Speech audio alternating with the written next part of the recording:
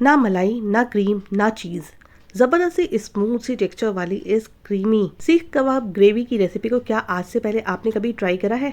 और नहीं किया है तो एक बार इस रेसिपी को ज़रूर ट्राई करके देखना। बहुत ही आसानी के साथ बनाने का तरीका आज मैं आपको सिखाऊंगी और इसके साथ साथ इसके अंदर कुछ जो छोटी छोटी सी टिप्स एंड ट्रिक्स है ना, वो आपकी ग्रेवी को भी इतना स्मूथ बना देंगे ना कि आप बिल्कुल यकीन ही नहीं करोगे कि ये रेसिपी हमने बनाई है। रेसिपी पूरी समझ में आए इसलिए रेसिपी को पूरा देखना, स्किप बिल्कुल भी नहीं करना। तो हे दोस्तों, अस्सलाम वालेकुम, कैसे हैं आप सब? उम्मीद करती हूँ आप सब खैरियत से होंगे। अल्हम्दुलिल्लाह हम सब भी खैरियत से हैं। और हाँ, ये एक ऐसी रेसिपी है जिसे बैचलर्स और बिगनर्स भी बड़े ही आसानी के साथ बना सकते हैं, क्योंकि मेरा मोटिव ही है बहुत ही टफ काम को बहुत ही आसानी के साथ अपने दोस्तों को सिखाना, ताकि वो भी इस रेसिपी को बहुत ही आसानी के साथ बना करके अपने घर वालों के साथ इंजॉय कर सके। तो अगर आपको मेरी ये रेसिपी पसंद आती है ना, तो अपनी फैमिली एंड फ्रेंड्स से भी ज़रूर शेयर कर देना। चैनल पे अगर पहली बार आए हो तो इसे सब्सक्राइब कर देना और रेसिपी को एक लाइक तो दे करके ही जाना। चलें तो बाकी की बातें हम आगे कर लेंगे। चलिए फटाफट से अपनी ज़बरदस्त सी रेसिपी को बनाना स्टार्ट कर लेते हैं। और इस रेसिपी को बनाने के लिए हम कुछ स्टेप वाइज काम करेंगे ताकि हमारे सारे काम बहुत ही आसानी के साथ हो सकें।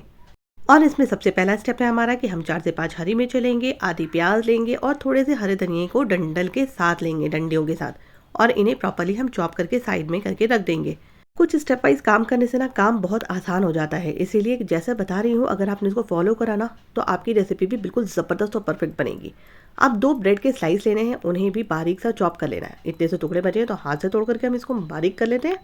ये हमारा होममेड ब्रेड क्रम्ब तैयार हो गया। अब इसी ब्रेड क्रम्ब के साथ हम थोड़े से बोनलेस चिकन को ग्राइंड करेंगे। यहाँ पर मैंने 250 ग्राम बोनलेस चिकन का इस्तेमाल करा है। आप देखिएगा 250 ग्राम चिकन के साथ ही कितने ज़बरदस्त से कबाब और कितने ढेर सारे बनते हैं। आप देख सकते हो कितना स्मूथ सा टेक्सचर है। बिल्कुल इसी तरह से आपको बिल्कुल पीस करके साइड करके रख लेना है। अब सारी चीज़ों को हम एक बोल में ट्रांसफ़र करेंगे, बड़े बोल के अंदर। आप कोई सा भी बड़ा बर्तन ले सकते हो घर का। उसके अंदर ऐड करने के बाद इन सारी चीज़ों को मिक्स करने से पहले थोड़ी सी सिंपल सी चीज़ें ऐड करनी है, जिसमें सबसे पहले हम ऐड करेंगे आधा चम्मच अदरक लहसुन का पेस्ट, 1/4 टीस्पून ऐड करेंगे हम नमक, क्योंकि नमक हम ग्रेवी में भी डालते हैं। और अगर बाजार का सीख कबाब का मसाला आपको कहीं पे भी ग्रोसरी स्टोर में मिल जाए ना, फटाफट से ले आना और 2 चम्मच उसका मसाला ऐड कर लेना। अब चिकन में चूँकि बिल्कुल भी चिकनाई नहीं होती है, तो इसको स्मूथ सा टेक्सचर देने के लिए 1 चम्मच के करीब मैंने यहाँ पर बटर इस्तेमाल करा है। और अगर आप सॉल्टेड बटर डाल रहे हो तो नमक का ध्यान रखिएगा, नमक बिल्कुल कम डालिएगा। तो चलिए इन सारी चीज़ों को प्रॉपर्ली मिक्स करने के बाद तकरीबन 5 से 7 मिनट के लिए साइड करके रख देते हैं, ताकि सारे मसाले रच बस जाएँ। अब एक कप के अंदर एज़ यूजुअल हम जैसे मसाले तैयार करते हैं वैसे मसाले तैयार करेंगे। आधा चम्मच हल्दी पाउडर, 1 चम्मच धनिया का पाउडर और 1 चम्मच लाल मिर्चों का पाउडर। साथ में आधा कप दही ऐड करेंगे और इन सारी मसालों को प्रॉपर्ली मिक्स करके साइड करके रख देंगे। हमारे बैचलर्स और बिगनर्स दोस्तों के लिए बड़ी आसानी हो जाती है इन सब चीज़ों से। अब जब तक हमने मसालों को मिक्स करा ना, कबाबों का रेस्ट करने का टाइम कंप्लीट हो गया। और इसके बाद अब हम करना क्या है, हाथों को करना है तेल से ग्रीस, और इन्हें जैसे मैं शेप दे रही हूँ ना कबाबों का, बस इसी तरह से सारे कबाबों को शेप दे देना है। बड़ा ही आसान है इसको शेप देना। हाथों से ऐसे रोल करोगे ना आप, बिल्कुल प्रॉपर से आपके कबाब बिल्कुल रेडी होते चले जाएंगे। सारे कबाबों को हमें पहले ही रेडी करके बिल्कुल रख लेना है। मैंने कहा ना स्टेप वाइज काम करना है ताकि सारे काम आसान हो जाए। अब जब तक सारे कबाब बन रहे हैं, आप फटाफट से मुझे ये बता दो कि मेरी रेसिपी को आप किस शहर से देख रहे हो और किस कंट्री से देख रहे हो। अगर आप मुझे बताओगे मैसेज करके तो मुझे बड़ी ही खुशी होती है। आप देख सकते हो आपसे बातें करते करते हमारे सारे कबाब तैयार हो गए, बिल्कुल रेडी हो गए। इन्हें साइड करके रख देते हैं। और अब कुकिंग के लिए हम लेंगे एक कुकर। कुकर के अंदर ऐड करेंगे एज़ यूजुअल मस्टर्ड ऑयल। आपको पता ही है मस्टर्ड ऑयल जो कि हेल्थ के लिए काफ़ी बेनिफिशियल होता है, इसलिए मैं सारे खाने मस्टर्ड ऑयल में ही बनाना प्रेफर करती हूँ।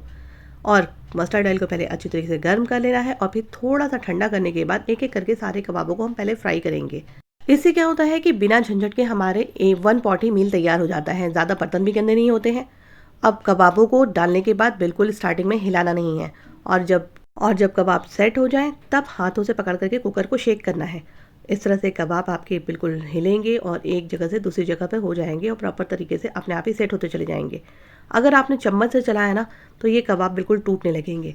और जब बिल्कुल अच्छी तरीके से कबाब सेट हो जाते हैं ना, तब आप हल्का सा चम्मच से हल्के हल्के हाथों से इसको एक जो जहाँ जहाँ पर ये हल्का हल्का सा वाइट वाइट सा लग रहा है आप इसको फ्राई कर सकते हो। और जब ये सारे कबाब बिल्कुल फ्राई होकर के रेडी हो जाएंगे, हम इन्हें साइड करके निकाल करके एक बर्तन में करके रख लेंगे। बहुत ही जल्दी ये फ्राई होकर के रेडी हो जाते हैं। देख सकते हो आप हमारे सारे कबाब बिल्कुल रेडी हो चुके हैं और हमने इन्हें साइड करके रख दिया है। अब क्या करेंगे, हम कुकर में बचा हुआ है तेल, इसी तेल के अंदर हम ऐड करेंगे 2 मीडियम साइज़ की प्याज को रफली स्लाइस करके। आप यहाँ पर रफली स्लाइस करके ऐड कर सकते हो। इसे 2 से 3 मिनट हम हाई फ्लेम पे कुक करेंगे ताकि हमारी प्याज बिल्कुल सॉफ्ट हो जाए। लेकिन प्याज के फ्राई होने के टाइम पे हम इसके अंदर एज यूजुअल ऐड करेंगे खड़ा ज़ीरा, जिससे प्याज की खुशबू बड़ी ज़बरदस्त हो जाती है।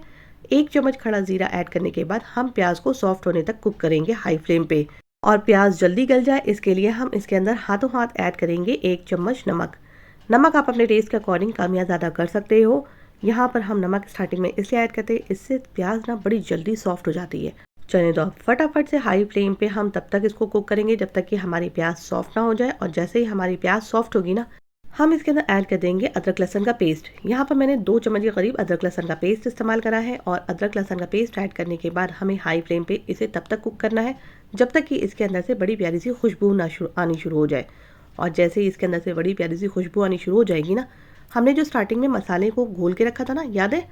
उस मसाले को हमें यहाँ पर दही के साथ जो घोला था वो मसाले यहाँ पर ऐड कर लेना है। बड़ा ही सिंपल सा प्रोसेस है, बहुत ज़्यादा तामझाम हमें करने की ज़रूरत भी नहीं पड़ी। बस यहाँ पर हमें मसालों को ऐड करना है। 1 मिनट के लिए मसालों के साथ हम करेंगे कुक प्याज को, और फिर पानी डाल करके इस मसालों को लगा देंगे सीटी, ताकि हमारे मसाले ना बड़ी जल्दी से फटाफट से गल जाए। अब यहाँ पर हमारे सारे मसाले प्रॉपर तरीके से भुन चुके हैं। हम इसके अंदर ऐड करेंगे हाफ कप के करीब पानी और इन सारी चीज़ों को मिक्स करके 1 से 2 सीटी लगाएंगे। फिर धीमी आंच पे हम तकरीबन 10 मिनट के लिए मसालों को छोड़ देंगे।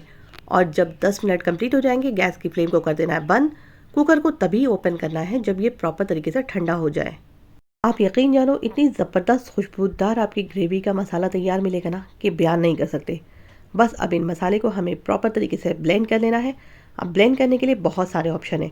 आप चाहो तो दाल घोटनी का इस्तेमाल कर सकते हो, जिससे हम दाल वगैरह मैश करते हैं। चाहो तो इसे थोड़ा ठंडा करके आप मिक्सी के अंदर ग्राइंड कर सकते हो, या अगर आप चाहो तो मेरी तरह अगर आपके पास ब्लेंडर हो ना, तो आप हैंड ब्लेंडर से इसको प्रॉपर तरीके से कुकर में ही गर्मा गर्म ब्लेंड कर सकते हो। इससे काम थोड़ा आसान हो जाता है। अब इस ग्रेवी को अच्छी तरीके से ब्लेंड करना है ताकि हमारी जो ग्रेवी तैयार हो ना, बड़े बड़े होटलों के टक्कर की तैयार हो। आप यकीन जानो, यही एक सीक्रेट होता है ना, जिससे आपकी ग्रेवी बिल्कुल मार्केट से भी ज़बरदस्त तैयार होती है, यानी कि होटलों से भी ज़बरदस्त। और इसके अंदर ना ही हमने क्रीम डाली है, ना चीज़ डाली है, ना मलाई डाली है, ना ही किसी तरह का टमाटर इस्तेमाल करा है। सिर्फ ज़रा सी दही के साथ आप यकीन जानो इतनी ज़बरदस्त आपकी ये ग्रेवी तैयार होगी ना कि बयान ही नहीं कर सकते। बच्चे बड़े सभी को ये ज़बरदस्त सी रेसिपी बहुत पसंद आती है। तो एक बार ट्राई ज़रूर करना, और ट्राई करने के बाद मुझे अपना फीडबैक भी ज़रूर देना। लो भाई, आपसे बातें करते करते आप देख सकते हो कितनी ज़बरदस्त सी स्मूथ सी हमारी ग्रेवी बिल्कुल रेडी हो चुकी है। गैस को करेंगे ऑन और हाई फ्लेम पे हम इसे कुक करेंगे। अब इसको या तो मिक्सी में पीसने या ब्लेंड करने के बाद ना, इसके अंदर से तेल पूरा प्रॉपर तरीके से गायब हो जाता है। तो इसको देख करके आपको बिल्कुल भी घबराना नहीं है, क्योंकि हम यहाँ पर हाथों हाथ ऐड कर देंगे कबाब जो हमने फ्राई करके रखे थे। और कबाबों को ऐड करने के बाद बहुत ही हल्के हाथों के साथ हम कबाबों को मिक्स करेंगे। ग्रेवी कितनी लूज चाहिए उसके अकॉर्डिंग यहाँ पर पानी ऐड करेंगे, और कुकर को शेक करते हुए कबाबों को हिला करके हम इसे धीमी धीमी आंच के ऊपर छोड़ देंगे। ऊपर से कुकर की लिड को हम कवर करेंगे, लॉक नहीं करेंगे। बस इसे धीमी आंच पे हम कुक होने देंगे, और बीच बीच में कुकर को हिलाते हुए सिर्फ शेक करके मिक्स करेंगे। चम्मच का इस्तेमाल नहीं करेंगे, क्योंकि वरना हमारे जो कबाब है ना, वो टूटने शुरू हो जाएंगे। आप थोड़ी देर बाद ही देखोगे ना, रोगन पूरा ऊपर आ चुका होगा। बस फटाफट से हमें भुनी हुई कसूरी मेथी यहाँ पर थोड़ी सी ऐड कर देनी है, 1 चम्मच के करीब। साथ में ऐड कर देंगे थोड़ा हरा धनिया चॉप करके, और अगर आप तीखा खाना पसंद करते हो तो हरी मिर्चें भी चॉप इसको यहाँ पर स्लिट करके ऐड कर देना। खुशबू उससे भी बड़ी लाजवाब सी आती है।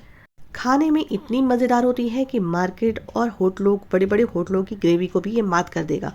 तो बनाना ज़रूर, और बनाने के बाद मुझे अपना फीडबैक ज़रूर देना। रेसिपी पसंद आ जाए तो इसे अपने फैमिली एंड फ्रेंड्स में भी ज़रूर शेयर करना, ताकि वो भी इस रेसिपी का फुल मज़ा ले सकें। आप देख सकते हो कितनी स्मूथ सी टेक्सचर वाली हमारी ग्रेवी तैयार हुई है ना। बनाना इसको बेहद आसान। तो क्या कहते हैं, कब ट्राई कर रहे हैं? चले भाई, हमारी रेसिपी तो बिल्कुल प्रॉपर तरीके से तैयार हो चुकी है। हम चले इसको अपने घर वालों के साथ सर्व करके एंजॉय करने। आप जब भी बनाना मुझे फीडबैक ज़रूर देना, और रेसिपी पसंद आई हो मेरी ना, तो वीडियो को एक लाइक करके तो ज़रूर जाना। और चैनल पे अगर मेरी पहली बार आए हो तो इसे सब्सक्राइब करे बगैर बिल्कुल भी मत जाना। और सब्सक्राइब करने के बाद बराबर के बेल आइकन को भी ज़रूर प्रेस कर लेना, ताकि मेरी आने वाली जितनी भी न्यू नोटिफिकेशन हो ना, वो फटाफट से आपको मिल जाए। चलें तो अब अपनी दोस्त को दीजिए इजाज़त। फिर इंशाल्लाह मुलाकात होगी नई नई आसान सी रेसिपीज़ और वीडियोज़ के साथ। तब तक अपना ख्याल रखिए, दुआओं में बहुत बहुत बहुत याद रखिए। अल्लाह हाफिज़।